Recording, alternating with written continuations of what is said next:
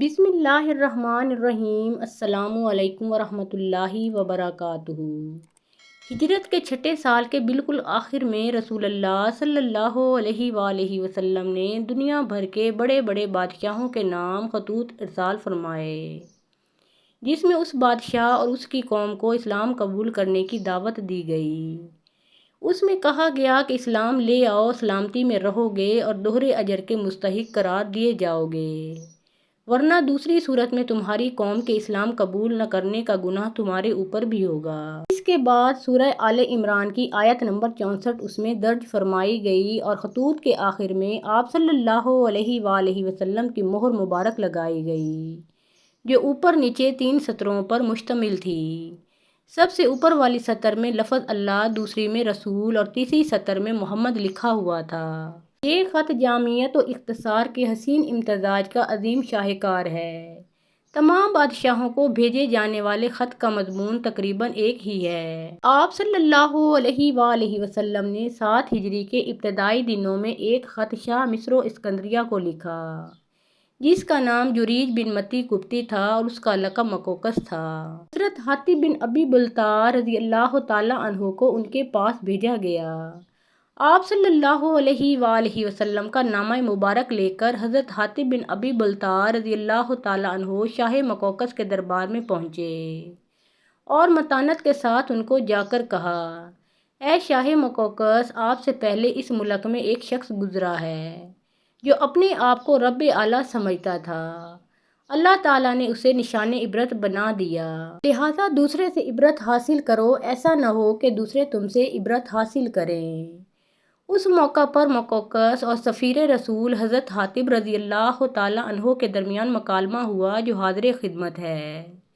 مکوکس کہنے لگا، مجھے محمد صلی اللہ علیہ وآلہ وسلم کے بارے میں بتائیے، کیا وہ اللہ کے نبی ہیں؟ حاطب بن ابی بلتع فرمانے لگے، وہ نبی ہی نہیں بلکہ اللہ کے رسول بھی ہیں۔ مکوکس کہنے لگا، اگر وہ واقعی اللہ کے رسول ہیں تو پھر کیا وجہ ہے کہ جب ان کی قوم نے انہیں اپنی بستی مکہ سے نکالا تو انہوں نے اس کے لیے اللہ کے عذاب کی بد دعا کیوں نہیں کی؟ حاطب بن ابی بلتع رضی اللہ تعالیٰ عنہ فرمانے لگے کہ آپ حضرت عیسیٰ علیہ السلام کو اللہ کا رسول نہیں مانتے؟ تو مکوکس کہنے لگا، بالکل مانتے ہیں۔ حاطب بن ابی بلتع رضی اللہ تعالیٰ عنہ فرمانے لگے، تو پھر آپ ہی بتائیے کہ جب ان کی قوم نے انہیں چاروں طرف سے گھیر لیا اور انہیں سولی دینے کا ارادہ کیا اور پھر اللہ تعالیٰ انہیں آسمان پر اٹھا کر لے گیا، تو انہوں نے اس بات کی دعا کیوں نہیں کی کہ ان کا رب بنی اسرائیل کو ہلاک کر دے؟ شاہ مکوکس کہنے لگا، آپ ایک حکیم عقل مند آدمی ہیں اور ایک حکیم دانا آدمی کی طرف سے آئے ہیں۔ میں محمد صلی اللہ علیہ وآلہ وسلم کے لیے یہ تحفے آپ کے ساتھ بھیجتا ہوں، اور یہ نگہبان ایک ہرکارہ جس کا نام معبور تھا، جو آپ کے علاقے تک آپ کی نگہبانی کریں گے۔ اس کے بعد رسول اللہ صلی اللہ علیہ وآلہ وسلم کے خط کا جواب لکھوایا، جو کہ اس طرح تھا، محمد بن عبداللہ کے حضور منجان مکوکس عظیم القبط، اما بعد، میں نے آپ کا گرامی نامہ پڑھا اور جو کچھ اس میں تحریر تھا اور جس کی آپ نے دعوت دی، میں نے اسے سمجھ لیا۔ میں جانتا ہوں کہ ایک نبی آنے والا تھا، لیکن میرا خیال تھا کہ اس کا ظہور ملک شام سے ہوگا۔ بہرحال میں نے آپ کے قاصد کی عزت کی ہے۔ میں آپ کی طرف 2 کنیزیں ماریہ اور سیرین کو بھیجتا ہوں، جو کہ قبط میں عظیم المرتبت ہیں، اور کچھ لباس و تحائف بھی پیش خدمت کرتا ہوں، اور خچر بھی آپ کی سواری کے لیے روانہ کر رہا ہوں۔ آپ صلی اللہ علیہ وآلہ وسلم پر سلامتی ہو۔ خط کے ہمراہ چند تحائف بھی آپ صلی اللہ علیہ وآلہ وسلم کی خدمت میں بھیجے گئے، جن میں 2 کنیزیں حضرت ماریہ قبطیہ اور ان کی بہن حضرت سیرین رضی اللہ تعالیٰ عنہما بھی تھیں۔ اس کے علاوہ 1 اونٹ، 1 سفید رنگ کا خچر، 1 نیزہ، قیمتی لباس، قیمتی خلعت اور 1000 مسکال سونا شامل تھا۔ بعض روایات میں یہ بھی ملتا ہے کہ شاہ مکوکس نے ایک طبیب بھی ساتھ بھیجا، جسے آپ صلی اللہ علیہ وآلہ وسلم نے یہ کہہ کر واپس بھیج دیا کہ ہم لوگ سخت بھوک کے وقت کھانا کھاتے ہیں اور ابھی بھوک باقی ہوتی ہے، ہم کھانے سے ہاتھ اٹھا لیتے ہیں اور حضرت حاتب بن ابی بلتع رضی اللہ تعالیٰ عنہ کو شاہ مقوقس نے تحفے میں 100 مسکال سونا اور 5 قیمتی لباس دیے تھے۔ دوسرے دن 4 افراد حضرت حاتب بن ابی بلتع، حضرت ماریہ قبطیہ، حضرت سیرین اور معبور پر مشتمل چھوٹا سا قافلہ اونٹ، خچر اور دیگر سامان کے ہمراہ مصر سے مدینہ کی طرف روانہ ہوا۔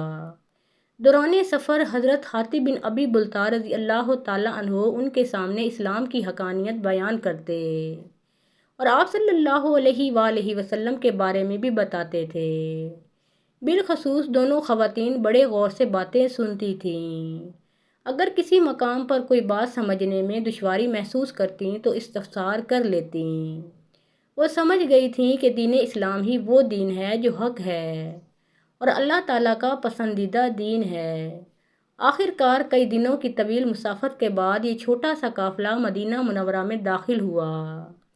حضرت حاتب بن ابی بلتع رضی اللہ تعالیٰ عنہ حضرت ماریہ اور حضرت سیرین رضی اللہ تعالیٰ عنہما کو لے کر سیدھے حضرت سلیم بنت ملحان رضی اللہ تعالیٰ عنہا کے گھر تشریف لے گئے اور اس کے بعد رسول اللہ صلی اللہ علیہ وآلہ وسلم کے دربار میں حاضر ہو کر سلام عرض کیا اور شاہ مقوقس کا خط نکال کر پیش خدمت کیا۔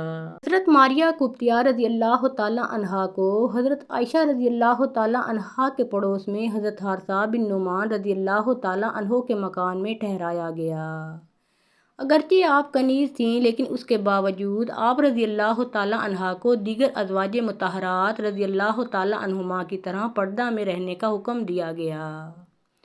حضور اکرم صلی اللہ علیہ وآلہ وسلم نے دونوں بہنوں کو ایک ساتھ اپنی غلامی میں جمع کرنا پسند نہ فرمایا اور ان دونوں میں سے کسی ایک کے انتخاب کے لیے بارگاہ الہی میں دعا کی، اے اللہ اپنے نبی کے لیے ایک کو منتخب فرما۔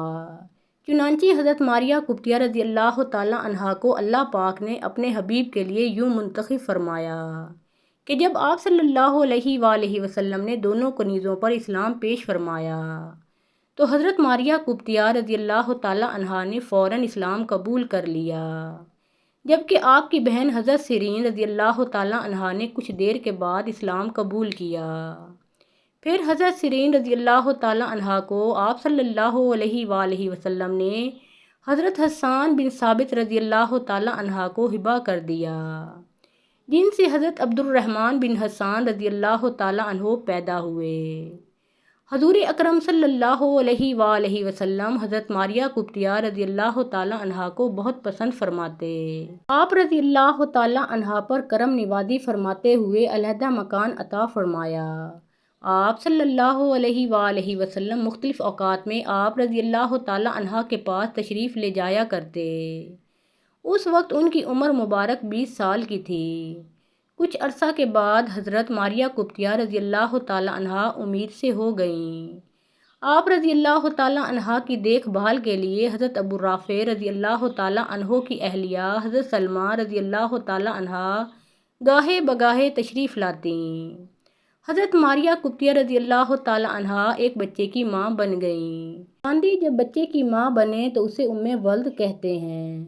حضرت سلمہ رضی اللہ تعالیٰ عنہا نے اپنے خاوند کو بچے کی خوشخبری دینے کے لیے رسول اللہ صلی اللہ علیہ وآلہ وسلم کے پاس بھیجا۔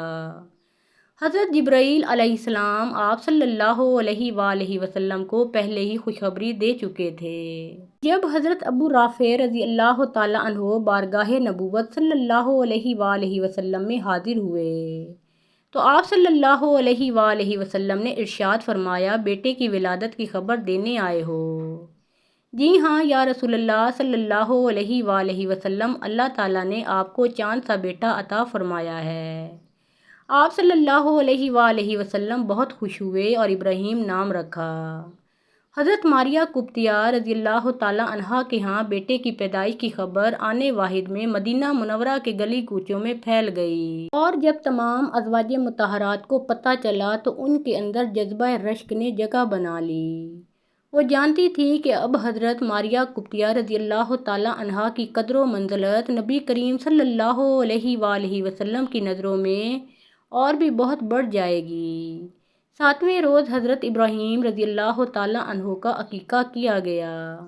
تو 2 مینڈے ذبح کیے گئے، ان کا سر منڈایا گیا اور ان کے بالوں کے برابر چاندی تول کر صدقہ کی گئی اور بالوں کو زمین میں دفنا دیا گیا۔ حضرت ابراہیم رضی اللہ تعالیٰ عنہ کی عمر مبارک جب 1 سال سے قدرے زیادہ ہوئی تو ان میں اپنے والد محبوب کبریا صلی اللہ علیہ وآلہ وسلم کی مشابہت کے آثار نمودار ہونے لگے۔ آپ صلی اللہ علیہ وآلہ وسلم بیٹے سے بڑی شفقت سے پیش آتے تھے۔ ایک روز حضرت ابراہیم رضی اللہ تعالیٰ عنہ کی حالت سے اندازہ لگ گیا کہ اس جہان رنگ و بو سے ان کی رخصتی کا وقت قریب آ گیا ہے، تو نبی کریم صلی اللہ علیہ وآلہ وسلم کو اطلاع دی گئی۔ آپ صلی اللہ علیہ وآلہ وسلم حضرت عبد الرحمن بن عوف رضی اللہ تعالیٰ عنہ کا ہاتھ تھامے نخلستان میں داخل ہوئے تو دیکھا کہ ابراہیم اپنی والدہ کی گود میں دم توڑ رہا ہے۔ نبی رحمت صلی اللہ علیہ وآلہ وسلم نے اپنے بیٹے کو اپنی آغوش میں لے لیا۔ غم کے آثار آپ صلی اللہ علیہ وآلہ وسلم کے چہرہ اقدس سے نمایاں تھے۔ پیدائش کے بعد 18 ماہ تک حضرت ابراہیم رضی اللہ تعالیٰ عنہ زندہ رہے اور پھر وفات پا گئے۔ حضرت فضل بن عباس رضی اللہ تعالیٰ عنہ نے فرزند رسول کو غسل دیا اور ایک چھوٹے سے تخت پر اٹھا کر بقیع کی طرف چل پڑے۔ نماز جنازہ رسول اللہ صلی اللہ علیہ وآلہ وسلم نے خود پڑھائی۔ آپ صلی اللہ علیہ وآلہ وسلم سے پوچھا گیا کہ ان کو کہاں دفن کریں۔ آپ صلی اللہ علیہ وآلہ وسلم نے ارشاد فرمایا، عثمان بن مظعون رضی اللہ تعالیٰ عنہ کے پاس۔ چنانچہ حضرت ابراہیم رضی اللہ تعالیٰ عنہ کی قبر وہاں کھودی گئی تو اس میں حضرت اسامہ بن زید رضی اللہ تعالیٰ عنہ اترے اور حضرت ابراہیم رضی اللہ تعالیٰ عنہ کو اسودہ خاک فرمایا۔ سن 16 ہجری محرم الحرام میں حضرت ماریہ قبطیہ رضی اللہ تعالیٰ عنہا نے وفات پائی۔ حضرت عمر رضی اللہ تعالیٰ عنہ نے نماز جنازہ پڑھائی اور آپ رضی اللہ تعالیٰ عنہا کو جنت البقیع میں دفن کیا گیا۔ محترم ناظرین، پیارے آقا محمد مصطفیٰ صلی اللہ علیہ وآلہ وسلم کا پیارا نام ایک بار کامنٹ سیکشن میں ضرور لکھیں۔